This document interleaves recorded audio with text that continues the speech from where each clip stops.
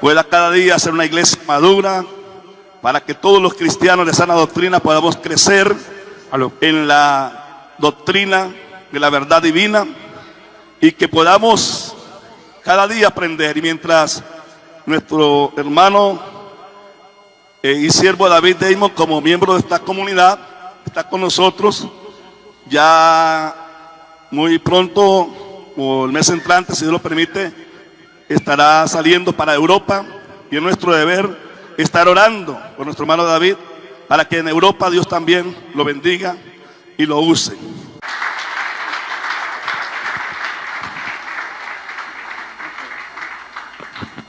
Bendito seas, Adonai, nuestro Dios, Rey del universo, Dios de Abraham, Dios de Isaac, Dios de Israel. Ose shalom bimroba, uyase shalom aleinu, ve'al kol Israel, ve'imru, imru, amen. Yase shalom, Yase shalom, shalom aleinu, ve'al kol Israel. Yase shalom, Yase shalom, shalom aleinu, ve'al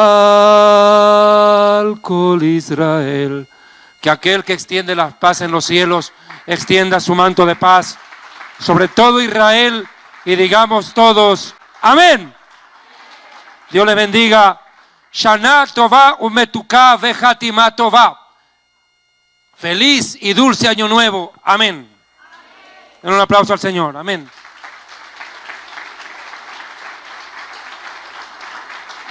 Bueno, 5.779 años desde la fundación del mundo, desde la creación del primer ser humano llamado Adán. Adán, Abraham, David y Mesías. Están las tres letras en el nombre Adán. Bíblicamente estamos el pueblo judío celebrando el año nuevo, que corresponde a la fiesta descrita en Levítico 23:23, que dice: así dijo el Señor a Moisés, habla a los hijos de Israel y diles, en el mes séptimo del año, en el primer día del mes, será día de reposo, conmemoración al son de trompetas, santa convocación. Esto es lo que se conoce como el Yom Teruah, la fiesta de las trompetas, que proclama, escúcheme bien, el nuevo año judío. El pueblo judío tiene 4 años nuevos. El año nuevo civil, que comienza hoy, que se recuerda la creación de Adán. El año nuevo religioso, que es el mes de la Pascua. El año nuevo agrícola y el año nuevo de los reyes. Pero bueno, mis amados hermanos, hermanas, amigos en el mundo entero, de verdad es un verdadero privilegio para mí poder estar compartiendo con ustedes la palabra de Dios desde Bogotá, República de Colombia, en la congregación Comunidad Cristiana de Adoración Sinaí, Sana Doctrina de las Asambleas de Dios. Y quiero recordarles que todos los miércoles a partir de las 19 horas predico, porque Dios así lo dispuso y puso en el corazón de nuestro pastor. Todos los miércoles predico la palabra de Dios acá en la congregación. Quedan amablemente invitados. El tema de hoy es bastante importante. Voy a hablar acerca de uno de los temas que se ha convertido en uno de los más polémicos, sin que tenga razón de serlo en honor a la verdad. Pero las redes sociales, en muchos casos, en manos de malas personas, sirven para confusión, ataque y destrucción de las congregaciones, iglesias y ministerios. Voy a hablar acerca de un tema que, por favor, pido su atención. Voy a hablar acerca del diezmo. Muchas veces cuando se escucha hablar del diezmo dicen, ya va a venir a pedir plata, man. Mire, el tema del diezmo ha sido muy manipulado, suciamente tergiversado. Hasta cantantes seculares como Ricardo Arjona dice, no entiende Dios por qué en el culto lo aplauden sabiendo que el diezmo es un fraude. La gente ha tratado de satanizar el tema del diezmo. Y mucha gente en las redes sociales, gente que no tiene pastor, gente que no tiene iglesia, gente que no lee la Biblia, gente que no tiene formación bíblica, están atacando a través de las redes sociales esta bíblica enseñanza del diezmo. Esto no lo inventó un político, no lo inventó un filósofo, es bíblico. Y vamos a ver su contexto histórico para que usted entienda cuál es el fondo del diezmo. ¿Debemos o no diezmar? Estamos en la gracia, ya no hay por qué diezmar. El diezmo es de la ley, ese es un argumento. ¿Será verdad?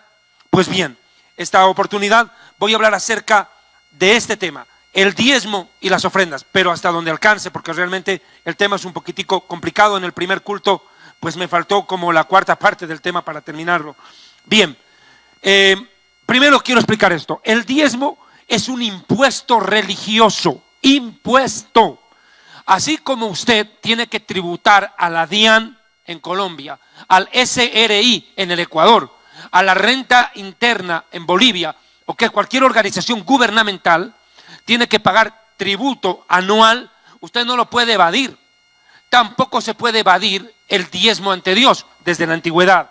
El diezmo consiste en la 10ª parte de cualquier producto o fruto del trabajo, de cualquier índole, puede ser agrícola o de cualquier tipo, inclusive en el caso de Israel hasta del ganado, que era dedicado para 1, el santuario, 2, los pobres y 3, los necesitados de Israel. Pero primero el santuario. El origen de los diezmos no es bíblico, es más antes de lo que usted pudiera imaginar. Por ejemplo, déjeme decirle que los diezmos ya eran conocidos en el Medio Oriente entre los pueblos persas, árabes, fenicios, caldeos, los griegos e inclusive los romanos conocían el diezmo. Imagínense en la historia. Muchos pueblos sabían del diezmo. Es más, era considerado un pago obligatorio a las autoridades civiles y o religiosas. Y en el caso de las religiosas, era como ofrenda a sus divinidades y consistía en la 10ª parte de sus productos, o bien cuando un pueblo iba a la guerra contra otro y lograba someter al enemigo, lo despojaba por completo y luego el diezmo de ese despojo era entregado a su divinidad. Y en muchos casos, pues obviamente dioses falsos, dioses que no son dioses, a los cuales esos pueblos adoraban. Esta costumbre, digo bien, costumbre, ahorita lo estoy viendo desde el punto de vista costumbrístico, histórico y social. Ahorita lo voy a ver desde el punto de vista de mandamiento, ya no de costumbre.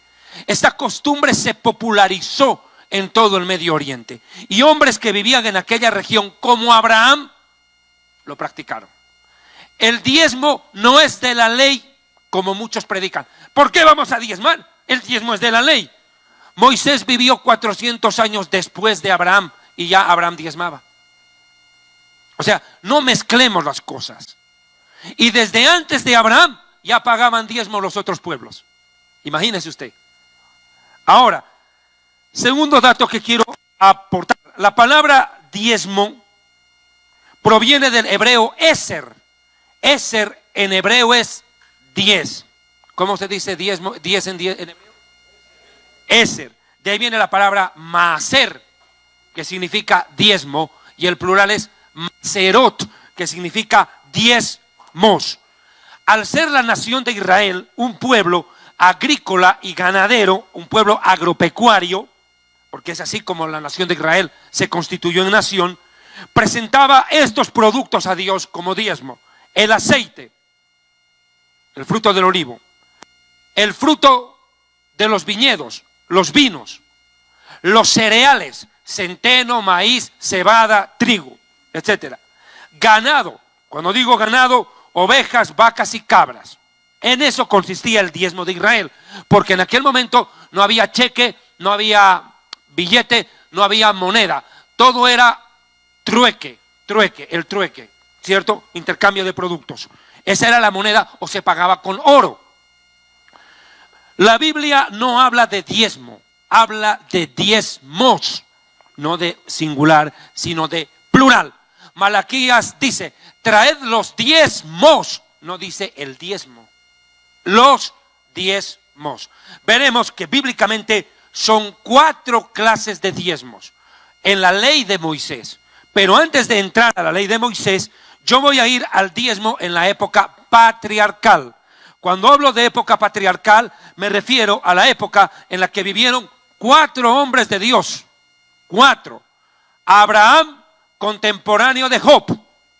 Luego Isaac y Jacob. Estos 4 personajes existieron en esa época y fueron determinantes en la historia bíblica.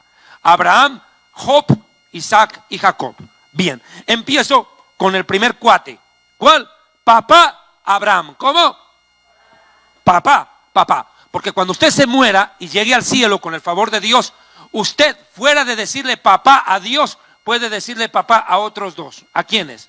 A Adán, porque es nuestro padre genético, y a Abraham, porque es el padre de la fe. El que es de la fe es hijo de Abraham, dice Gálatas. O sea, es lícito llamarlo padre a Abraham. Su propio nombre significa Abraham, padre de muchos pueblos. Abraham dio lugar a Israel, al mundo árabe y a la iglesia. Genéticamente a Israel y a los árabes, y espiritualmente a la iglesia. ¿Me entendió? Listo, chévere, qué bueno que vaya entendiendo. Vayámonos a Génesis capítulo 14, 18. Miren, hermanos y suegras, vamos a tener que leer mucho en esta oportunidad. Yo les voy a pedir, tomen nota del versículo, si no lo encuentran rápido, lo revisan en su casa, ¿ok? Bien, Génesis capítulo 14, versículo 18. Desde el 17, vamos, hagámosle. Cuando volvía de la derrota de Quedarlaomer y los reyes que con él estaban, salió el rey de Sodoma a recibirlo en el valle de Sabé, que es el valle del rey. ¿Quién a quién recibe? La historia está hablando de la vida de Abraham. Abraham, el patriarca, acababa de ir a una guerra. Atienda bien, acababa de ir a una guerra y ganó la guerra. Ganó la guerra.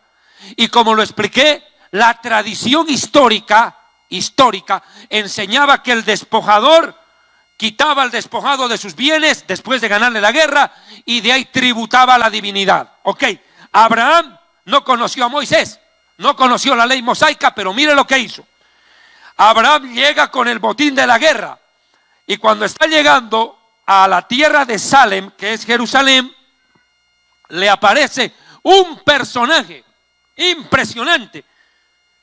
¿Quién era él? Verso 18. Entonces Melquisedec, su nombre en hebreo está compuesto de dos palabras. Melech, que significa rey, de donde viene la palabra Melech Hamlahim, rey de los reyes, que es un título de Dios. Melech o Melqui, que significa mi rey. Melqui significa mi rey. Melech es rey, pero Melqui, mi rey. Sedec en hebreo significa justicia. De ahí viene la palabra tzadik, que significa justo. Bueno, Melquisedec, el mi rey de justicia, le sale al encuentro y dice que era el rey de Salem, es decir, de Jerusalén. Los rabinos atribuyen que la palabra Salem no se refiere solamente a la Jerusalén de tierra, sino a la Jerusalén celestial. O sea, que el que se le aparece a Abraham es nada más y nada menos que el rey del cielo. ¿Ok? Y sacerdote del Dios Altísimo. Atienda bien. Es rey de Salem y al mismo tiempo sacerdote.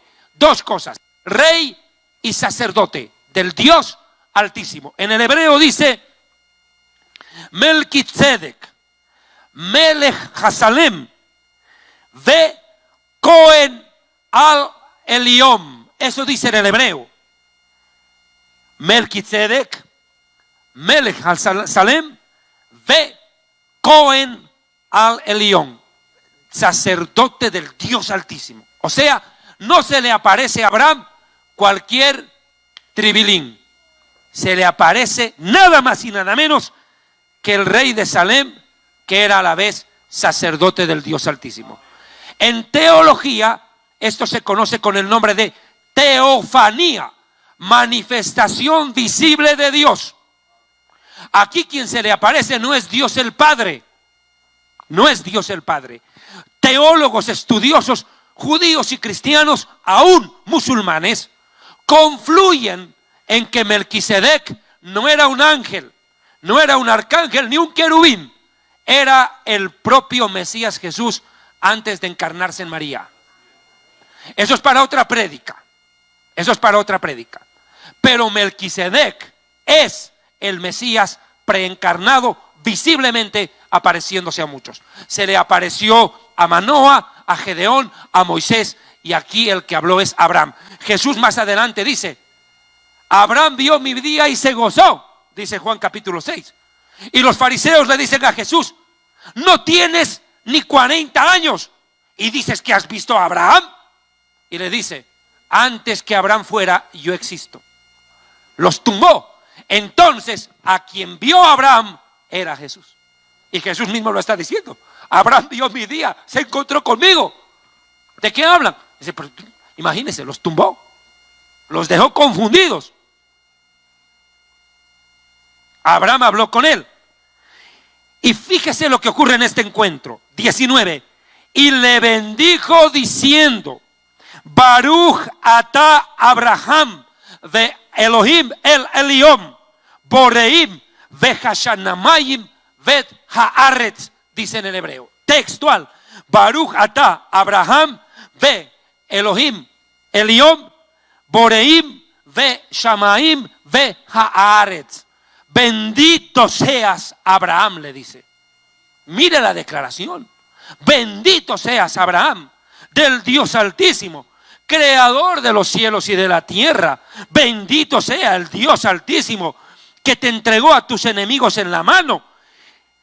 ¡Ey, tremendo! Abraham estaba viniendo de ganar una guerra con tremendo botín, y este personaje celestial se le aparece y lo bendice. Y le dice, además no solo tú bendito, bendito Dios que te dio la capacidad de vencer a tus enemigos. Al ver eso, Abraham, ¿qué hace? Ese rato dice, ¿dónde está el botín? ¿Dónde está lo que traje de la guerra? Ok, aquí está el diezmo, tómatelo. Le entregó, dice versículo, y le dio a Abraham los diezmos, plural, de todo. La 10ª parte.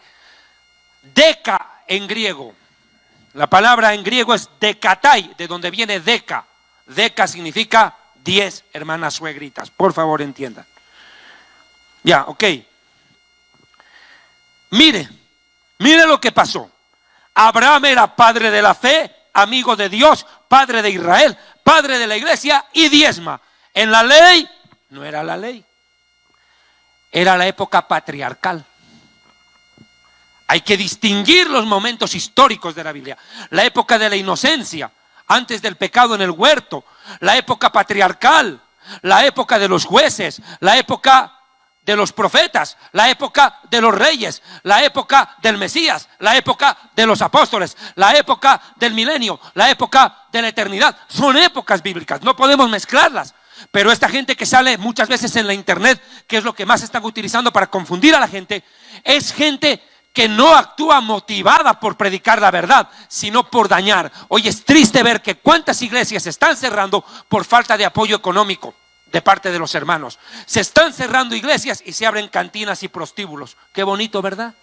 Qué pena, mano. Por la tacañería de la gente.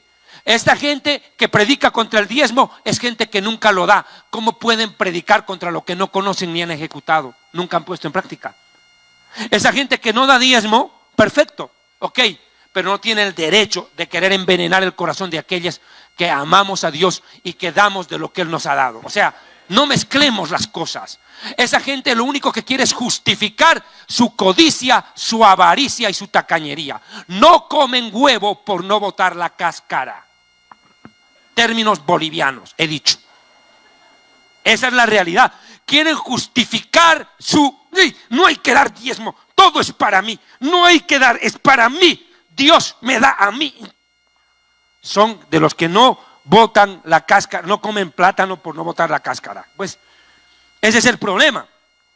Bueno, Abraham aprende de los pueblos paganos el concepto del diezmo y le entrega a Melquisedec. Sacerdocio de Melquisedec.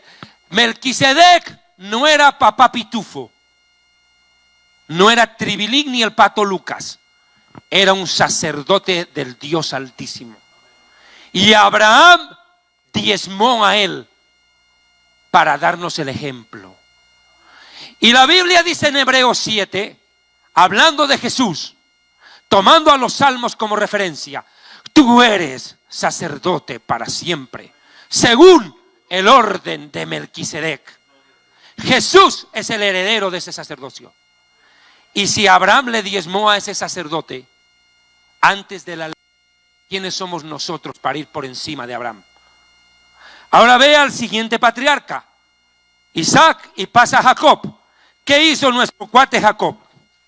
Jacob llamado Israel. Génesis 28, hermanos, hermanas y amadas suegritas. Vayan ahí. Después dicen, ¿por qué molestan las suegras? Amadas suegritas les estoy diciendo todavía. Se quejan. Más las pego, más me quieren.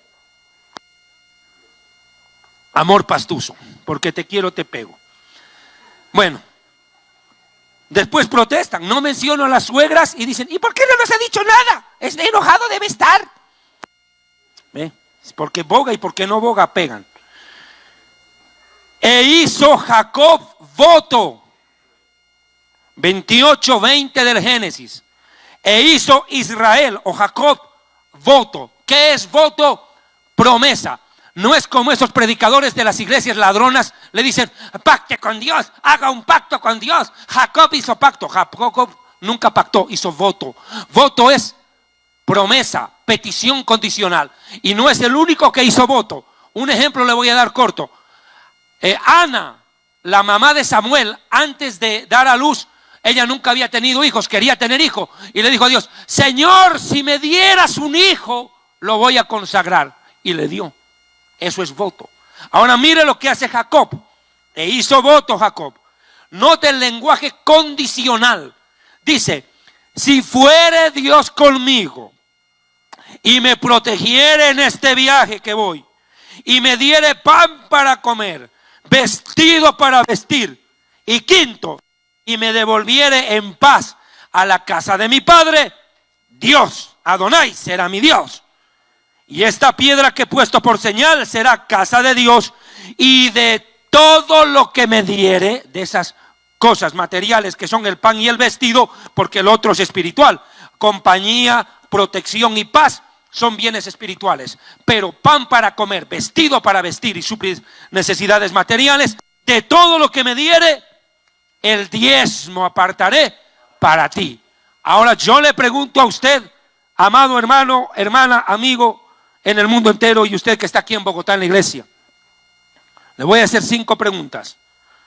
¿Dios está con usted? ¿Dios lo protege en este viaje de la vida? ¿Dios le está dando pan para comer a usted y a sus hijos?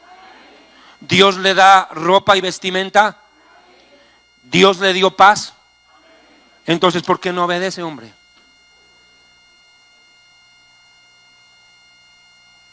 Jacob pidió las 5 cosas que hasta usted también pediría. Que Dios esté conmigo, que Dios me proteja, que Dios me dé paz en el corazón cuando hay gente que por el estrés se suicida, que Dios supla mis necesidades económicas. Hermano, Dios le está dando. Y mire lo que hizo Jacob. Digo, si me da Dios eso, tengo que ser justo y darle el diezmo, pues. Yo me uno con mi pana, mi parcero. Vamos a hacer un negocio, cuate. Yo pongo el capital, ¿ok? Para de sufrir. Yo pongo el capital. Yo pongo el riesgo. Yo estoy poniendo en riesgo mi capital. 100% pongo yo. Ok, vamos a compartir ganancias. Yo me quedo con el 10%. Tú te llevas el 90%. ¿Quién va a rechazar? El hombre codicioso lo rechaza. En un negocio entre humanos, 50-50, 50-50. Y quién sabe, yo el 60 por ser el que pone el capital. Dios pone el capital y te dice, dame el 10, quédate con el 90. Y la gente dice, mangos. Terrible. Pero vean, suegritas, el tema es serio. Ese es en el sacerdocio de Melquisedec con Abraham. El sacerdocio patriarcal de dar un diezmo. Ahora recién voy a hablar de la ley de Moisés. Recién voy a entrar a hablar de Moisés. Y Moisés regula no el diezmo como Abraham lo daba solamente.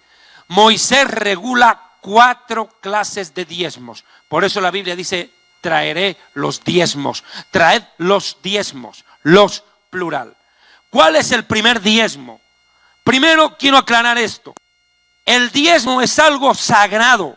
Eso le pertenece a Dios. No es como mucha gente dice, ay, ¿para qué voy a dar el diezmo en la iglesia? Prefiero dárselo a los pobres. Viene el pobre en la calle y no le da tampoco.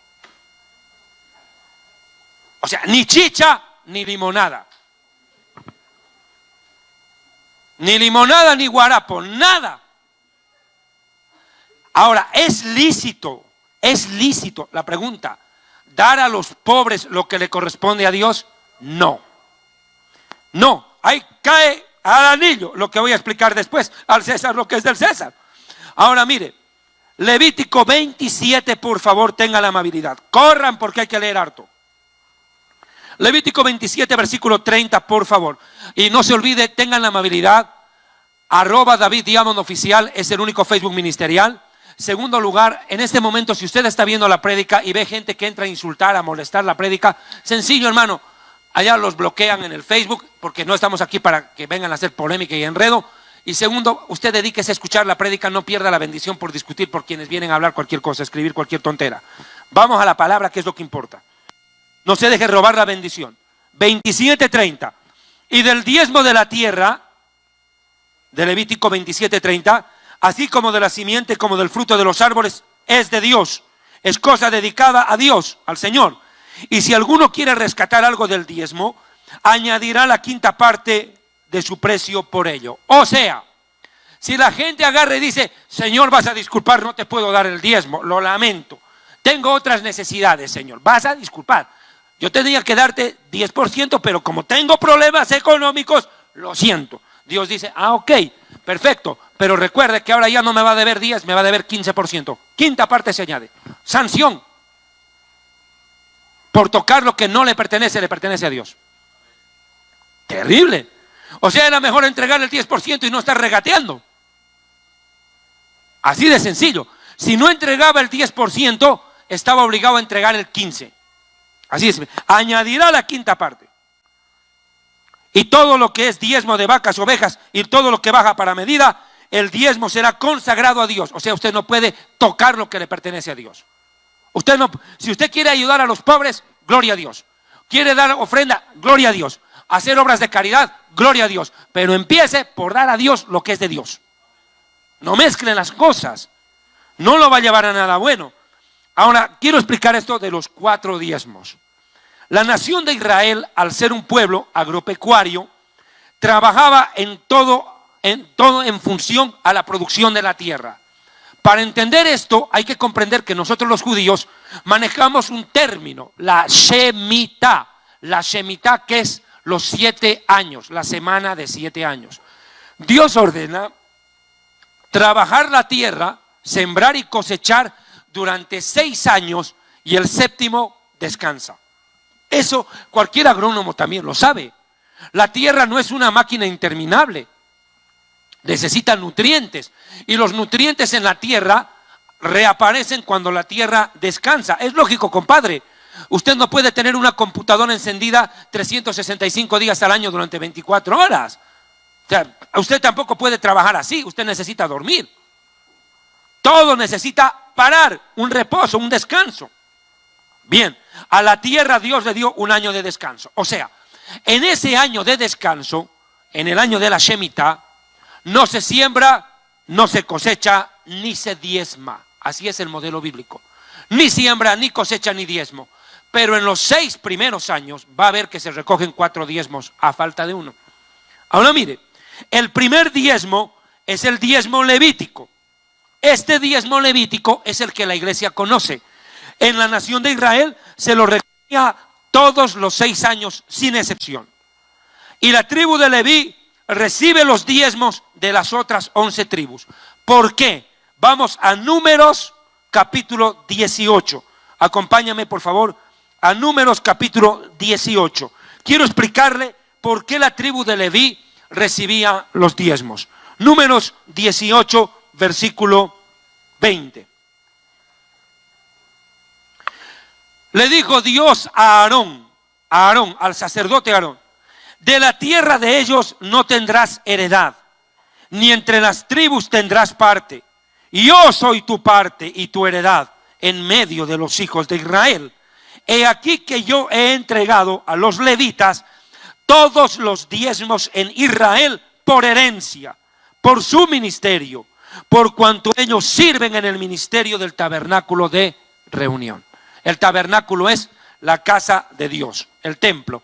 Yo escribí este libro que se lo recomiendo a todo color, Real Sacerdocio, y les pido por favor estén pendientes porque cada semana yo estoy publicando una prédica sobre el tabernáculo, ya estamos en la parte 3. Esta semana voy a sacar la parte 4, ya estoy hablando acerca de las estacas, ya expliqué lo relacionado, ¿verdad?, a, ¿cómo se llama?, a la ofrenda para la construcción del tabernáculo, por qué Dios ordena el tabernáculo. Ahora explico los materiales. Les recomiendo @DavidDiamond Oficial, el único Facebook ministerial, están saliendo estas prédicas. Bueno, ahí explico claramente, como aquí a la luz de la palabra de Dios, obviamente, que el tabernáculo es el lugar de adoración, el corazón espiritual de Israel, donde toda la nación adora a Dios. Ok, y cuando nosotros los hebreos entramos a la tierra prometida, Dios ordena y distribuye la tierra de acuerdo a la cantidad poblacional de las tribus. Es decir, una porción de tierra para Benjamín, Gad, Aser, Neftalí, Zabulón, etc. 11 tribus reciben porción de tierra para vivir. Pero a los levitas les dice Dios, ustedes no van a tener tierra. No van a tener tierra, para que después no se vayan a cosechar, a sembrar y dejen de hacer lo que les mando en el templo. Ustedes dejan todo por servirme a mí. Yo les voy a dar manutención. ¿Cómo? Haciendo que sus hermanos, las 11 tribus, diezmen. Y de esos diezmos, con eso los sustento a ustedes. Ahora bien, dentro de la iglesia, esto ha ingresado a la historia. ¿Por qué? Porque muchos ministros, muchos predicadores, dejamos tierra, dejamos país, dejamos profesión. Yo tengo 2 profesiones y hablo 4 idiomas, dejo todo, salgo y me vengo para Colombia, viví en el Ecuador, viví en Perú, viví en otras naciones. Así los ministros de Dios muchas veces se ven obligados a dejar su profesión por atender el llamado de Dios. Ahora, ¿de qué van a vivir? ¿Bocanadas de aire? Ahí está la pregunta. ¿De qué va a sustentar Dios? ¿Cómo va a sustentar Dios a esos pastores con sus familias? Hasta a la suegra a veces mantienen. No es fácil. Entonces, ¿qué ocurre? La iglesia tiene el deber, así como las 11 tribus tenían el deber, deber de sostener a los levitas, que eran toda una tribu, tremenda cantidad eran. Así también Dios ordena que la iglesia sustente a sus ministros. Lo puse en este ejemplo, que lo heredé del hermano G.J. Ávila en cierta ocasión en una prédica cuando estuvimos con él en Venezuela. Decía el hermano G.J. Ávila estas palabras: a Dios no le costaría nada llamar al ángel Gabriel y decirle, a lo boliviano, ¿no?, silbando, venga, dígame, señor Gabrielito, hazme un favor, sí, bájate por favor un pedazo de piedra preciosa con las cuales he hecho la Nueva Jerusalén. A ver, sácate una piedra de ágata de allá. Anda, saca del depósito una piedra de ágata. ¿Y qué hago con esa, señor? Bájate hasta Bogotá, Colombia, y busca al pastor Germán Rodríguez allá en Álamos Norte, en Bogotá. Y le entregas este pedazo a él en las manos. Por favor, Gabrielito, baja rápido a la tierra y me lo entregas. ¿Y qué hago con eso? Le entregas y le dices que vaya a la joyería y la venda y supla las necesidades de la congregación. A Dios no le costaría nada hacer eso. Pero a Dios le agradó, y aquí está el modelo, que sea el pueblo que sustente a sus siervos. ¿Y con qué los va a sostener? Con lo mismo que Dios les ha dado. Y aquí se rompe y se quiebra la sarnosa mentira del pare de sufrir y de muchos predicadores, desgraciadamente, que le dicen a la gente: ahora llama por teléfono, toma el teléfono, pacta con Dios, manda tu dinero y Dios te lo va a multiplicar. Si tienes 10 bolivianos, Dios te va a dar 1000. Uy, qué chévere. En vez de meter al Banco Nacional de Bolivia, meto en la iglesia. El Banco Nacional apenas me paga el 3%, la iglesia el 100%. Bueno, entonces la gente da por codicia, no por amor. Nosotros no damos para recibir más. Eso hace DMG, demoníaca manera de ganar. De David Murcia Guzmán.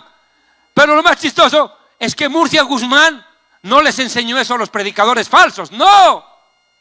Él les copió a esos predicadores. Dijo: si a esos predicadores funciona, ¿cómo no me va a funcionar a mí? Entre torcidos se entienden. ¿Por qué? Porque esa doctrina de traiga el dinero para que Dios le bendiga me suena a pirámide. Nosotros no damos para recibir más. Damos porque ya hemos recibido más de lo que merecemos. El rey David dijo: Señor, te doy de lo recibido de tu mano. Es que no haya más. ¿Qué tienes tú que no provenga de Dios? Dime. Ni siquiera el aire que respiras es tuyo, compadre. Entonces, ¿qué ocurre? Dios diseña ese modelo para manutención. Ahora, el diezmo también es un método de redistribución de riqueza.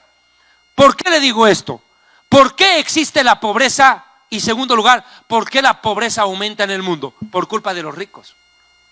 ¿Y sabe por qué? Porque Dios ordena a los ricos compartir con los pobres, pero como los ricos son tacaños a veces. Por eso bien dijo Jesús, más fácil es que un hueco, que un camello pase por el hueco de una aguja, que un rico entre al cielo. Porque el rico es amarrete, no come huevo por no botar la cáscara. Recién salió una noticia en el periódico Excelsior de México esta semana y dio un dato muy interesante. Dijo que solo 4 familias en México tienen el equivalente a lo que necesita el 60% de la población mexicana para sobrevivir el año. Imagínense. O sea, el dinero de 60% de los mexicanos está en manos de 4 familias.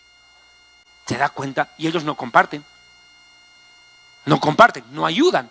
Por eso el diezmo es un método de redistribución de riqueza. Porque vamos a ver más adelante que no solo era para sustentar a los levitas, protegía al enfermo, huérfano, viuda, extranjero y lisiado. O sea, por eso usted va a ver que los judíos prosperamos, porque nos ayudamos. Y nos ayudamos porque la Biblia nos manda. Ahora mire, quiero que usted vaya entendiendo este modelo. Ahora, esta tribu de Israel, la tribu de Leví, al no tener tierra, necesita manutención de parte de las otras tribus. Y la Biblia dice en Deuteronomio 14:27, no te olvides del levita, no vas a desamparar al levita, porque él no tiene heredad. No lo desampares. ¿Cómo se traslada y se entiende en este tiempo? No desampares a los pastores, a los siervos de Dios. No desampares.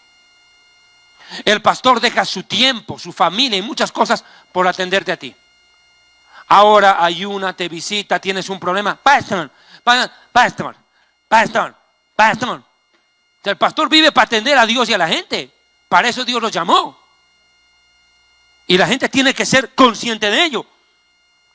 El pastor podría tener su empresa, su fábrica, sus empleados, salir adelante con su profesión. Pero Dios lo dice, deja todo y sírveme.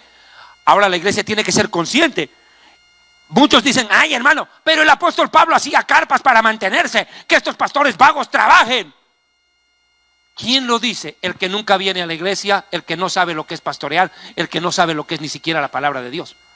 Habla con resentimiento y con odio. Y vuelvo y le digo, no siempre son personas que salieron de iglesias choras.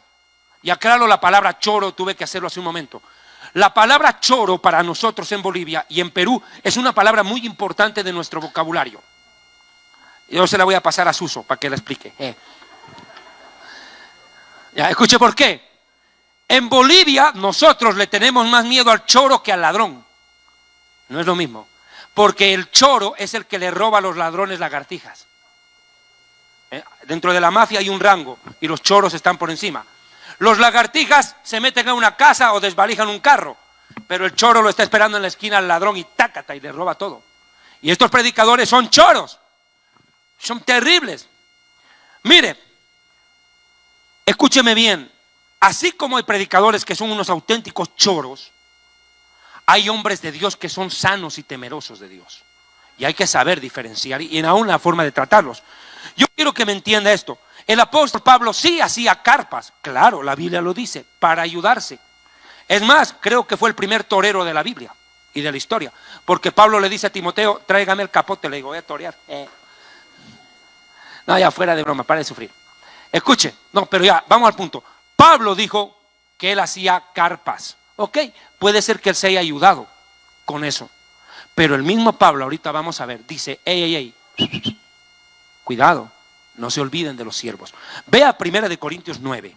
Yo quiero aclarar esto porque la verdad, hermano, esta es una iglesia de sana doctrina. Y al ser una iglesia de sana doctrina, estamos en contra de la teología de la prosperidad, de esa teología de esas iglesias falsas. Pero tampoco podemos negar que Dios manda en su palabra que seamos sabios administradores de los bienes materiales que Dios nos da. ¿Me está escuchando? Hay que ser sabio administrador de los bienes que Dios nos da. Y eso es bíblico. José en Egipto protegió a todo Egipto de la destrucción por haber, ¿qué cosa?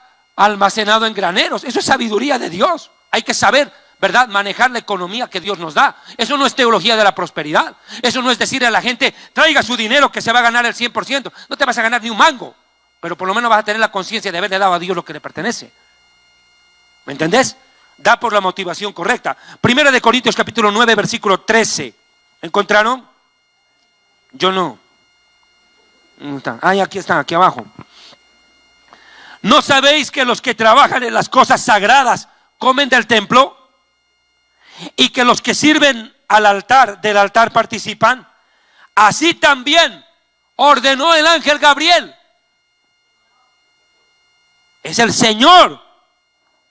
Y no está pidiendo, está ordenando. Es un mandamiento a los que anuncian el evangelio que vivan del evangelio. Es un mandamiento.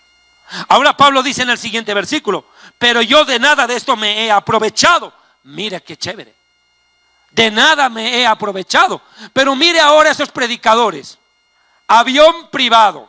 Yo estaba escuchando un predicador de estos de la prosperidad, un norteamericano, que decía estas palabras hace poco: Dios me ha dicho que me compre un avión jet. Me dijo, porque Dios me ha dicho que no puedo estar andando en aviones comerciales porque me contamino y no puedo estar volando con demonios.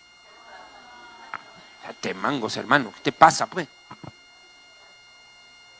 Bueno, ¿quiere avión? Pues trabaje para su avión y no moleste al resto. Pero mire, o sea, estamos hablando de predicadores que, como dice Pablo, se aprovechan, abusan. Terrible. Pero sin embargo, versículo anterior dice: ¡hey!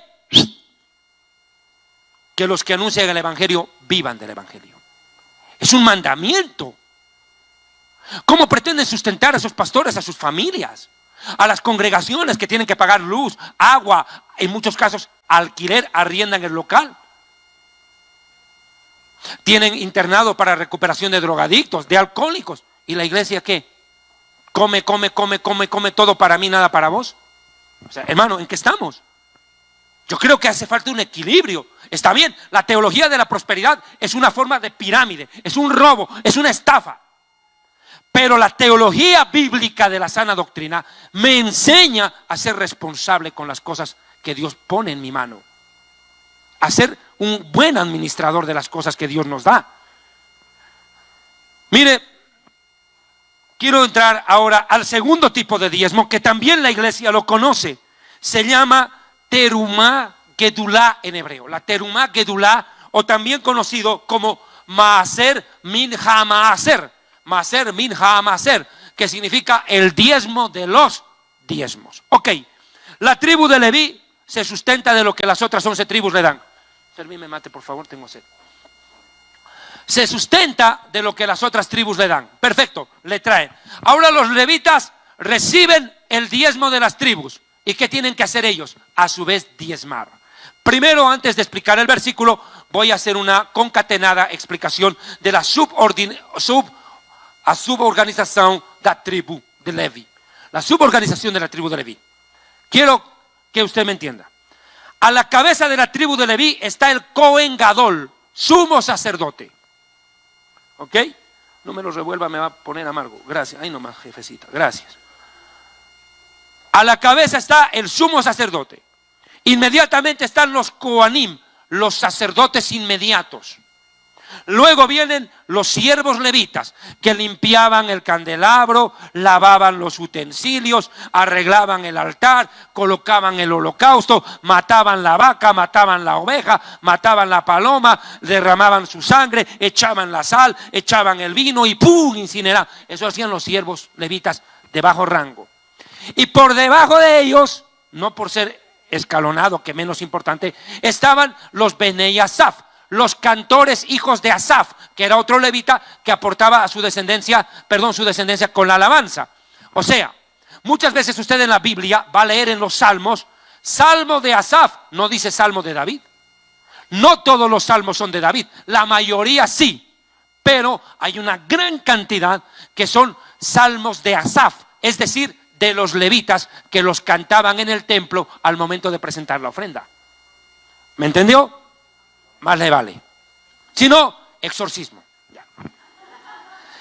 Claro, ya. Ahora escuche, pongan cuidado. Miren, hermanos, hermanas y suegras en especial. ¿Y por qué las suegras en especial?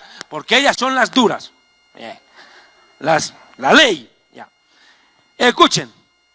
Entonces, como la tribu de Leví estaba organizada en la forma en que arriba había un sumo sacerdote, todos los levitas, sacerdotes y cantores recibían los diezmos y ellos tenían que a la vez diezmar al sumo sacerdote. O sea, no se quedaban con todo, recibían pero daban. Este diezmo en la iglesia existe, claro que existe. ¿Cómo? En el momento en que yo como predicador tengo que diezmar a mi congregación y a la vez mi pastor diezma al concilio. Eso es correcto, eso es lo justo. ¿Me entiende? Eso es lo bíblico. ¿Y dónde está escrito? Ese es el modelo bíblico. Números 18:24. Corra. Números 18, versículo 24. Y por favor les invito a todos mis amigos a suscribirse a nuestro Facebook, @DavidDiamond_oficial. No olviden que el anterior Facebook, David Diamond Historia del Futuro, nos fue choreado. Yo no soy responsable de esas publicaciones. Y también se suscriban a nuestro nuevo canal de YouTube, porque hace meses atrás un predicador que vive en el Ecuador ordenó el derribo de mis canales de YouTube y tuvimos que crear un nuevo canal. Bueno, esa gente nunca falta. La cizaña crece en todo lado. Bueno, Números 18, verso 24. Leamos. Porque a los levitas he dado por heredad los diezmos de los hijos de Israel, que ofrecerán al Eterno en ofrenda, por lo cual he dicho, entre los hijos de Israel no tendrán heredad. Habló el Eterno a Moisés diciendo, ordena a los levitas y les dirás, cuando tomen ustedes el diezmo de los hijos de Israel, que les he dado de ellos por vuestra heredad, vosotros a su vez presentaréis ofrenda mecida al Señor, el diezmo de los diezmos, y se les tendrá en cuenta como ofrenda de grano de la era, como producto del lagar. Así que ofreceréis vuestros diezmos al Señor. Listo. De todo lo que recibáis de los hijos de Israel, de ellos entregaréis ofrenda al Cohen, Aarón, al sumo sacerdote, o al que esté ocupando el lugar de sumo sacerdote en ese momento. ¿Se da cuenta? Diezmo de diezmos. Los ministros también diezmamos. Tenemos que hacerlo. Ahora bien, quiero entrar, si ya me toca, al tercer diezmo. Estoy corriendo lo más que puedo porque créame que me faltan 10 hojas de prédica. Nada, mentira. Listo. Vamos ahora al tercer tipo de diezmo. Se le llama en hebreo Maaser Sheni. Ese es su nombre. Maaser Sheni. Este diezmo, acuérdese de los 6 años que sí produce la tierra, el séptimo lo descontamos. Se recogía en el primero, segundo, cuarto y quinto año. Primero, segundo, cuarto y quinto año. ¿En qué consiste este tercer tipo de diezmo? En el cual el judío de las 11 tribus invitaba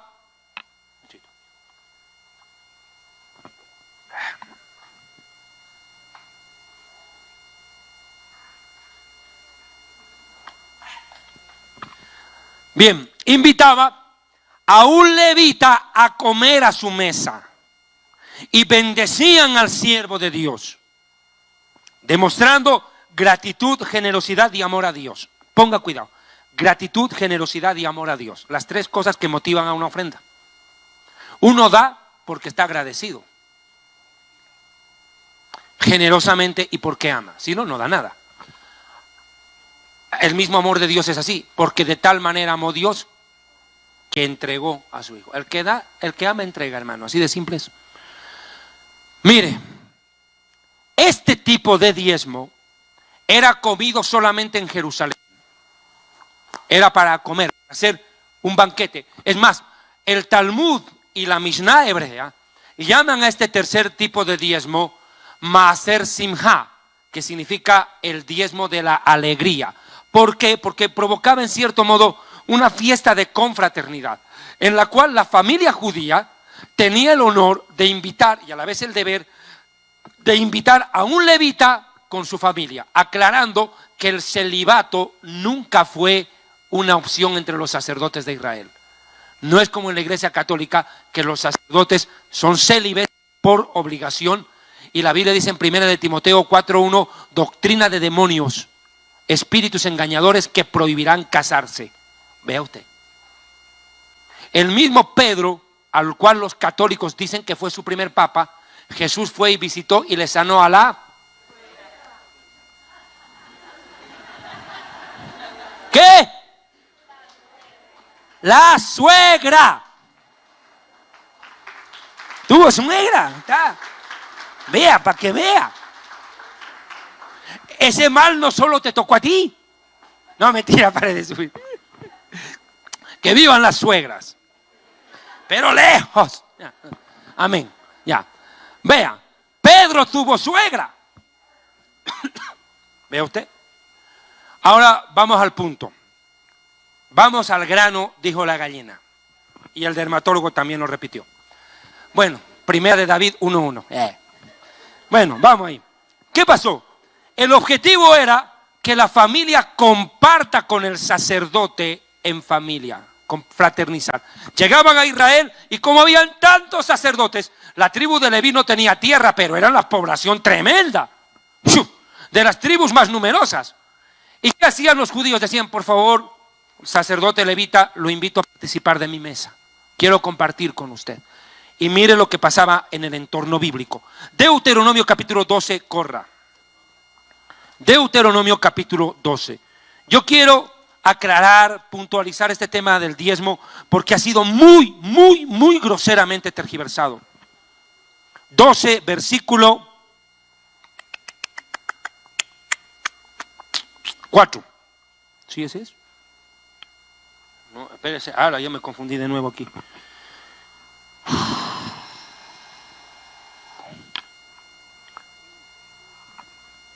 Ya, sí, 12:4. No haréis al Señor vuestro Dios. 5. Sino que en el lugar que el Señor vuestro Dios escogiere de entre todas vuestras tribus para poner allí su nombre, para habitación, a ese buscaréis y allá iréis. O sea, van a ir a diezmar a Jerusalén. Y allí llevaréis vuestros holocaustos, sacrificios, vuestros, plural, no dice singular, diezmos. ¿Ya? Y la ofrenda elevada de vuestras manos, votos, ofrendas voluntarias y primicias de vuestras vacas y ovejas. Y comerás allí delante del Señor tu Dios y te alegrarás. Por eso se llama Maaser Simha, diezmo del regocijo o la alegría. Simha en hebreo es alegría. ¿Ya? Y te alegrarás tú y tus familias y de toda la obra de tus manos en la cual el Señor te hubiera bendecido. Versículo 11. Y al lugar que el Señor vuestro Dios escogiere para poner allí su nombre, allí llevaréis todas estas cosas que yo os he ordenado: holocaustos, sacrificios, diezmos, ofrendas elevadas, y todo lo escogido de los votos que hubieres prometido al Señor. Y te alegrarás delante del Señor tu Dios, tú y tus hijos y tus hijas, vuestros siervos, criadas, y aquí está, el levita, ve usted, que habita en vuestras poblaciones, por cuanto no tiene parte ni heredad con ustedes. Y vamos al versículo, para apurarnos un poquitito, al versículo 19. Ten cuidado de no desamparar al levita en todos los días sobre la tierra. Listo. ¿Ok? ¿Qué hacía la nación de Israel? Invitar al levita a participar a la mesa. Ahora vea, por favor, Deuteronomio 14, versículo 22. Este versículo es contundente. Unito, pero bien dado. Indefectiblemente diezmarás de todo el producto del grano que rindiere tu campo cada año. Ok, Israel, pueblo agropecuario. Hoy en día, tal vez usted no es agropecuario, pero es empresario o tiene un empleo. Del fruto de tu trabajo, de una herencia que recibas, un regalo, dale a Dios lo que es de Dios. No busques excusas. Lo que esté en tu corazón, hacerlo. ¿Cierto? Ahora vea usted, hermano. Este tipo de diezmo era para confraternizar con los levitas. Cuando el levita llegaba, ¿verdad? Era una bendición el siervo de Dios para esa familia. Como cuando usted, por ejemplo, invita a su pastor. Tal vez usted está viniendo de otra congregación y usted tiene su congregación, tiene su pastor. Y su pastor es un hombre que ama a Dios, ama la palabra, ama las ovejas, no hace acepción de personas. Es un siervo de verdad. Invítelo a su casa. Invítelo, comparta con él. Que vaya, ore por tu mujer, por tu suegra, por tus hijos, por todos. Que ore, que eche una bendición, compartir con él. O si está en tu corazón en algún momento decir, mire, Yo quisiera hacerle un presente, pastor, no sé, acompáñeme, tal vez usted quiera comprar su traje, algo. Usted no sabe las necesidades que los pastores pasan. Yo, hermano, en estos días me he tocado escuchar testimonios de pastores que están pasando situaciones terribles. Y esos pastores a veces ni siquiera están en la ciudad, donde es fácil conseguir las cosas. Están en lugares bien alejados. Y están pastoreando a gente que está en una situación terrible de pobreza. Hermano, así sea un agua de panela, bueno, voy a hablar en términos bolivianos, así le invites una y con yaucha o un té de hoja de coca, bienvenido es. Bienvenido es. A mí me ha tocado una vez llegar al Alto de La Paz a una casa de una familia indígena y lo único que tenían para invitarme era una taza de té de hoja de coca. No tenían más. Se sentaban en cajitas de madera de esas de manzana porque no tenían silla. Eran gente humilde, pobre. Pero hermano, cuando oraban por otros, los enfermos sanaban. Ellos eran miembros de la iglesia. Y me dijeron, pastor, lo único que tengo para invitarle es una tacita de té de hoja de coca y quesito de cabra que hay ahí. Hermano, qué honor más grande que nos hacen a los siervos de Dios. Qué honor estar en una casa así. Porque vemos que de corazón, el pobre da de su pobreza y el rico no comparte su riqueza. Es una frase boliviana, es bien cierta. El pobre da de su pobreza, pero el rico no comparte su riqueza. Ahora no estoy satanizando a los ricos, porque hay gente rica que es generosa y han llegado a tener precisamente porque fueron generosos. Pero hay otra frase que dicen los ecuatorianos y que también es cierta. El que no tiene y llega a tener, loco se quiere volver. Es una verdad, hermano. Pero es verdad. Uy, ya es hora. Uy, pastor, ve, pastor, usted se alargó, pues ya no es mi culpa. Ya, vamos, al cuarto. Ya, cuarto. Manutención, cuarto diezmo, suegritas, corran. Deuteronomio, capítulo 15, verso 7. ¿Dónde está el 15? Ya me confundí. Ya. ¿Dónde está el 15? Ya. Quiero explicar este del cuarto diezmo. Este cuarto diezmo, por favor escúcheme, era para la manutención de personas en estado de necesidad, huérfanos, viudas, extranjeros. Y aquí, un segundo. Esta iglesia es una iglesia de sana doctrina, porque no solamente predicamos, sino que ponemos en práctica lo que la palabra manda.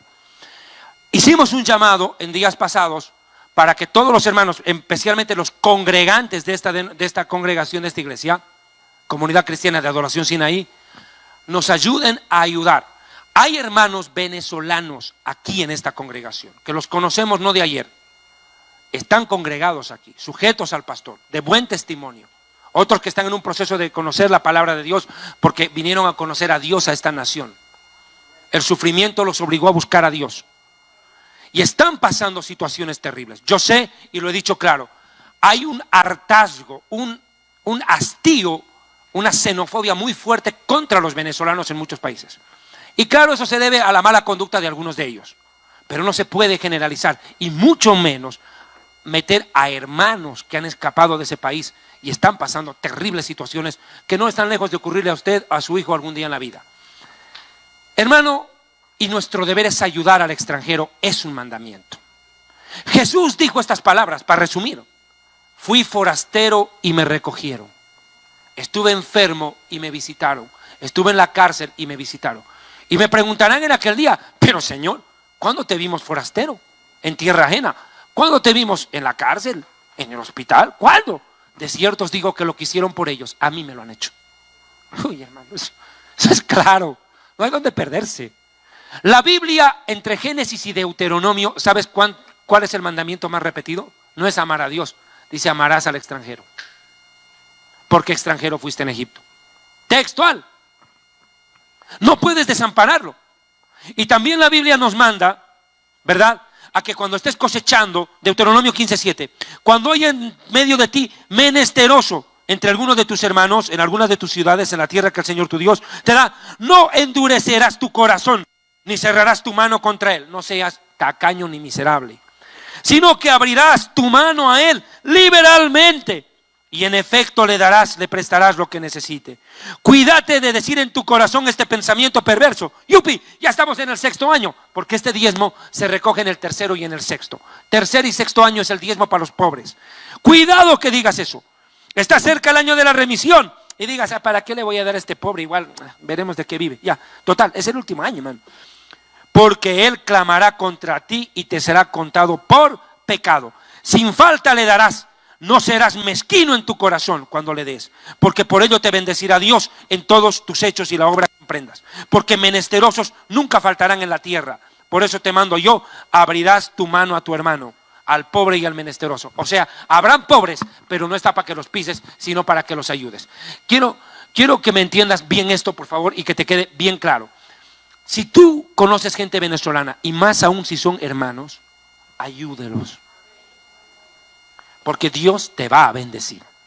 Y hablando de este mandamiento, hay un detalle que quiero mencionar, simplemente por razón de tiempo. Dice que cuando estés cosechando tu lagar, cuando estés recogiendo la ganancia, no diga, ay, se me cayó una rama de uva, ay, ¿cómo la voy a dejar? Dice la Biblia, maldito el que haga eso, vas a dejar para el extranjero lo que se caiga. No seas miserable. ¿Quién se benefició de eso en la Biblia? Ruth. El libro de Ruth narra eso. Era una extranjera que recogía la vendimia de lo que caía de los vendimiadores. Y hasta eso le quisieron quitar. Y Boaz dijo, deje, no, eso es para ella. ¿Qué les pasa? Al pobre hay que darle lo que es de él. Hay que ayudarlo. La iglesia tiene que ser solidaria. Ese es uno de los grandes problemas. Hemos dejado la lealtad y la solidaridad de lado. Cuidado. El amor es no con palabras, sino con hechos. Y al que pudiera hacer el bien y no lo hace, es contado por pecado. Ahora bien, el diezmo en el Nuevo Testamento. Malaquías capítulo 3, versículo 8, y entro a la parte conclusiva del mensaje porque quiero dejar claro, zanjado algunas cosas. Malaquías capítulo 3, versículo 8, yo sé que es el Antiguo Testamento, pero es el pase al Nuevo porque necesito que me entienda esto. Por favor, que le quede estito subrayado. Malaquías capítulo 3, versículo 8, ¿cierto? 8. ¿Choreará el hombre a Dios? Pues vosotros me habéis choreado, me habéis robado. Y dijisteis todavía, ¿en qué te hemos robado, hombre? En vuestros diezmos y ofrendas. Dos cosas. Malditos sois con maldición, porque toda la nación me ha choreado, me han robado. Traigan los diezmos al alfolí y haya alimento en mi casa. Y probadme ahora en esto, dice el Señor. Si no, os abriré las ventanas de los cielos y derramaré bendición hasta que sobreabunde. Hay un mandamiento textual en Mateo 4:7. No tentarás al Señor tu Dios. Se lo digo Jesús al diablo, ¿cierto? No vas a poner a prueba a Dios. Pero aquí dice, pruébeme, pruébeme. Aquí Dios mismo da el permiso. Dios dice, ¿usted no cree en el diezmo? Pruebe y va a ver que funciona. Ese es el problema de la gente que predica contra el diezmo, que como nunca lo ha dado. Hermano, mire, usted no puede hablar contra algo que no ha practicado. Usted no puede hablar. Y si usted me viene y me dice, yo diezmé y me ha ido peor, grave, entonces Dios fracasó. Es un mentiroso, no puede ser. Hermano, escúcheme bien. Por favor, ponga cuidado, escuche el mensaje. Hermano, ponga mucho cuidado en esto. Cuando usted vaya a dar, dé por gratitud y con generosidad. Dios ama al dador alegre, no al manipulado, no al chantajeado, no al que le dicen, da para que recibas más. No, Dios ama al que da con alegría, como propuso en su corazón, dice la Biblia. Ahora escuche, por favor, entiéndame esta parte. Dios dice aquí, pruébenme y van a comprobar que yo soy fiel a mis promesas. Si usted nunca dio un diezmo, haga la pruebita. Es más efectivo que jugar al baloto. Y va a ver que sí, que funciona. 2, muchos dicen, hermano, en el Nuevo Testamento no habla nada del diezmo. A ver, en el Nuevo Testamento no hay una prohibición de que el hombre se acueste con una perra, o con una vaca, o con una burra. No hay prohibición.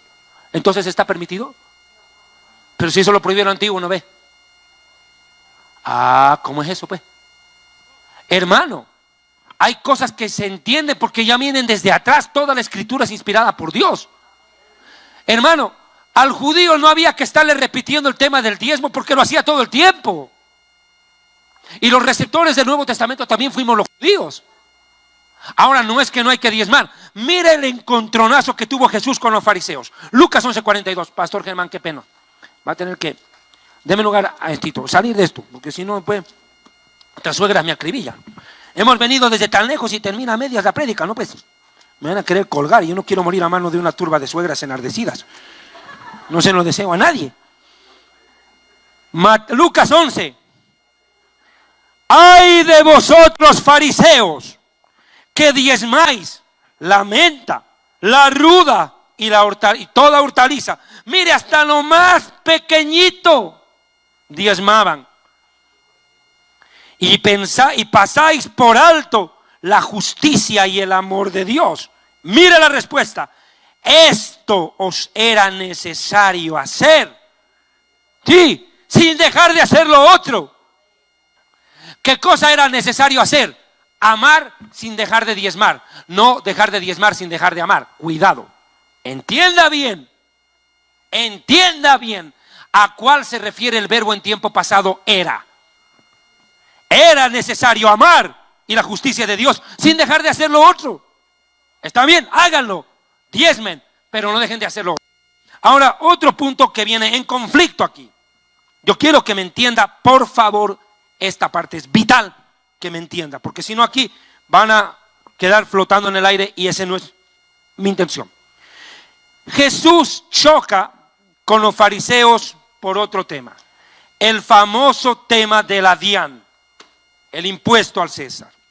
Bien, se le acercan los fariseos a tentar. Esos vinieron a tentar con un mal corazón, sucio. Atienda por favor aquí. Agarran, préstame una moneda, pana. Aquí tengo, creo. Vamos a pensar que él pare de sufrir, que me lo va a chorear. Y aquí está. Dicen, ¿es lícito pagar impuesto al César, al emperador romano que nos oprime y nos maltrata, que nos saquea con los impuestos y ni siquiera arregla las calles? Y Jesús dice, traigan la moneda, mano. ¿De quién es esta cara que está aquí grabada? Les dice. El César, el emperador romano, que era una divinidad para ellos. Dice, pues bien, ok. Den al César, a la dian, lo que es de la dian. Pero a Dios, lo que es de Dios. No les dijo, ya estamos en la gracia, solo denle a César. No se preocupen, a Dios, ya estamos en la gracia, man. No les dijo eso. Les dijo, den en tiempo presente continuo gramatical. Den, no dice dejen de darlo. Den a Dios lo que es de Dios. Y Dios dice, míos son los diezmos y mías las ofrendas. ¿Qué hacemos ahí? Ahora, aquí viene un problema con un versículo que ellos utilizan, pero no se dan cuenta que va en contra de ellos mismos.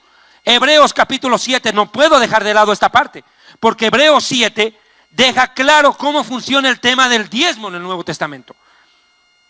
Por eso yo les pido, ayuden a sus pastores, apoyen a esos verdaderos ministros de Dios.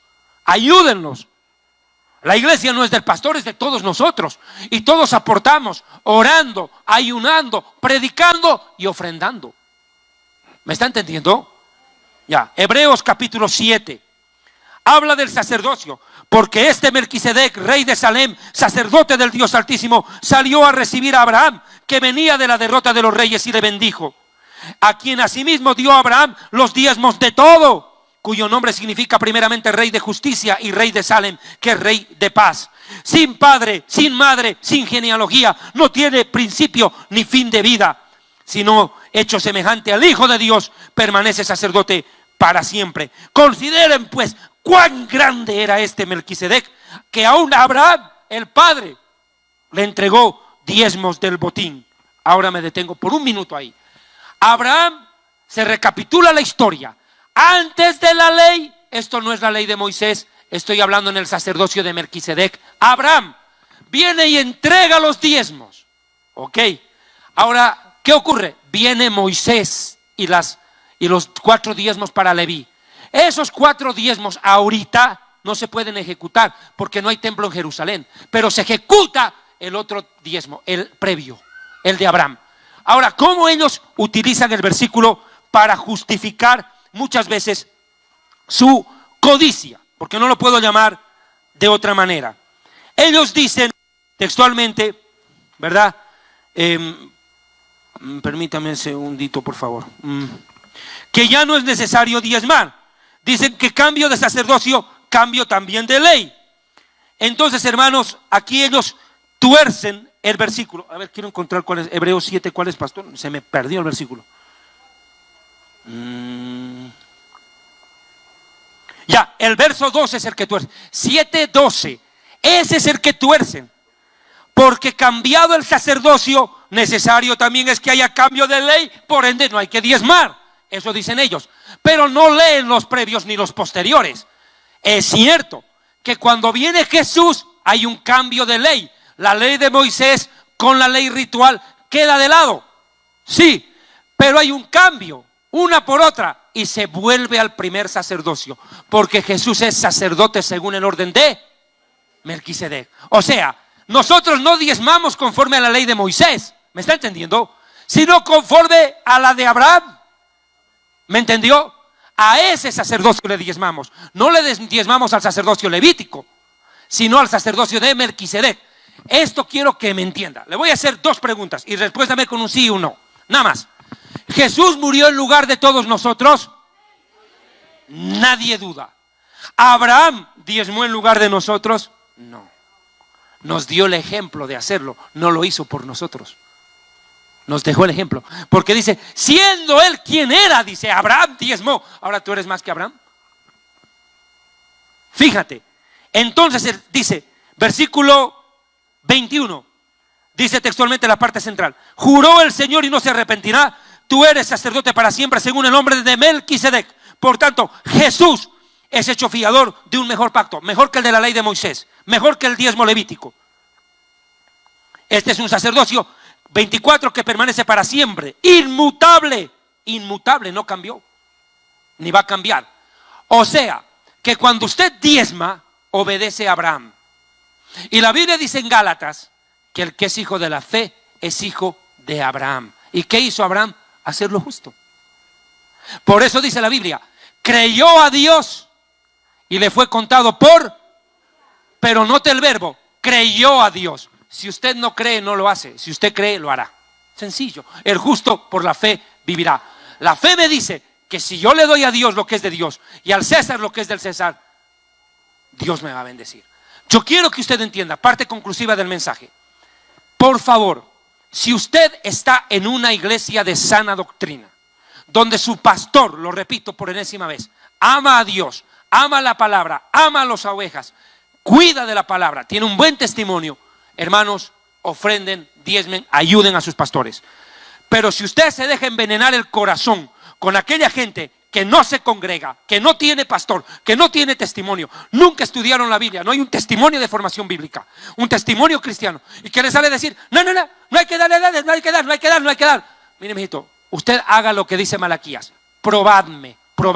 Tu problema no es con el que sale en YouTube, tu problema es con el que te mira desde arriba y te dio todo. Y nunca te olvides, nosotros no damos para recibir más, porque sería la motivación equivocada. Damos porque ya hemos recibido más de lo que merecemos y es un privilegio dar. Como dice la Escritura, el amaldador alegre. Amados hermanos, amigos, Dios los bendiga. Un aplauso al Señor.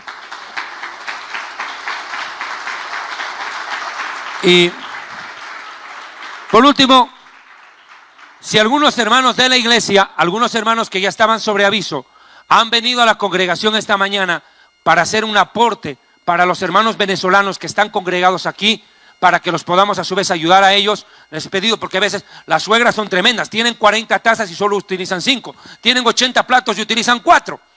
Bueno, sea solidaria y lo que no usa usted y sabe que está bien, ayúdenos a ayudar a nuestros hermanos en necesidad.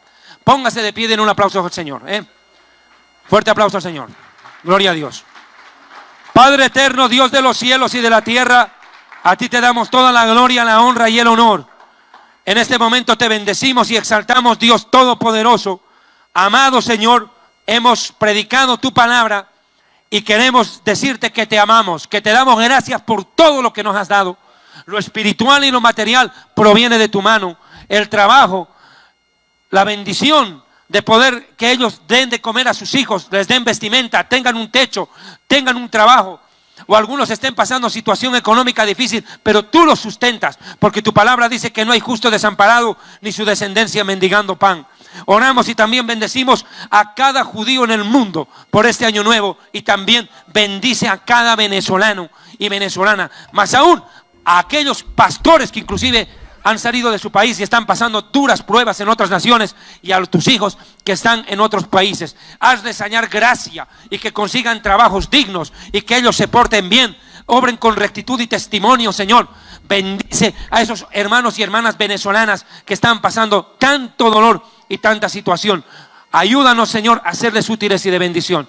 Pastor Germán, muchísimas gracias. Quiero aclararles que esta es la congregación a la que pertenezco. Él es mi pastor, Pastor Germán Rodríguez.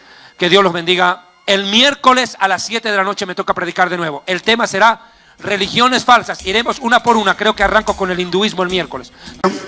Pueda cada día ser una iglesia madura, para que todos los cristianos de sana doctrina podamos crecer en la doctrina de la verdad divina, y que podamos cada día aprender. Y mientras nuestro hermano y siervo David Deimos, como miembro de esta comunidad, está con nosotros, ya muy pronto, o el mes entrante, si Dios lo permite, estará saliendo para Europa, y es nuestro deber estar orando por nuestro hermano David, para que en Europa Dios también lo bendiga y lo use.